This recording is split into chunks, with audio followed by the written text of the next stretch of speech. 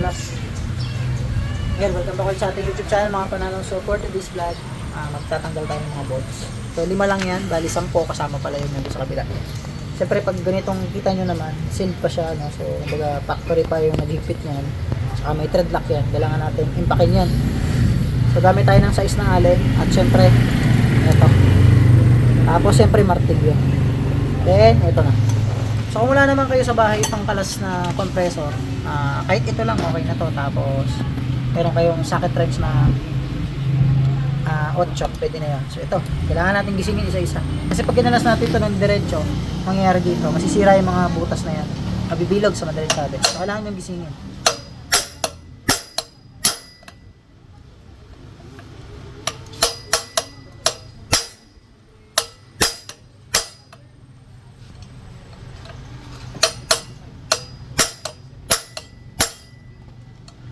Kaya natin kinuha yung mga tornilyo kasi gagamitin natin dun sa Asiumags niya saka sa bagong rotor disc. So ito yung gamit namin dito. Pwede ring manual pero mas maganda to para mas mabilis ano.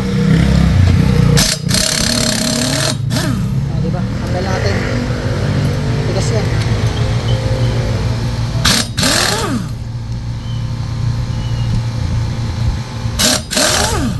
Tanggal agad, diba?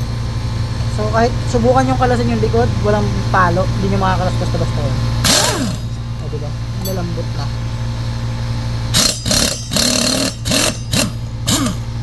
Ayan, naubos na natin agad yung 5, ganun lang kadali kasi in-impact natin. So ito, tatabihan mo ito boss. Siya, balik ko pala muna yung isa at magsisikot ng gulong.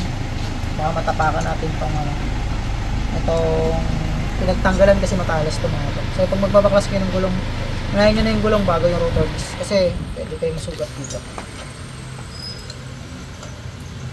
So balik natin muna ito, balik lang ano, kasi hindi naman literal na higpitan.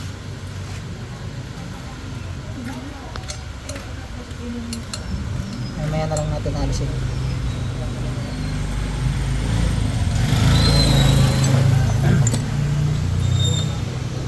Meron na kayong ginapit na ano, balat ng mochos.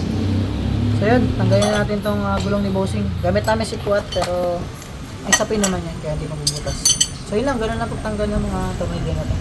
Simple lang, gisingin nyo lang bago nyo tanggalin kasi pag di nyo yung pinakpok, mabibilog yung mga butas. Thank you.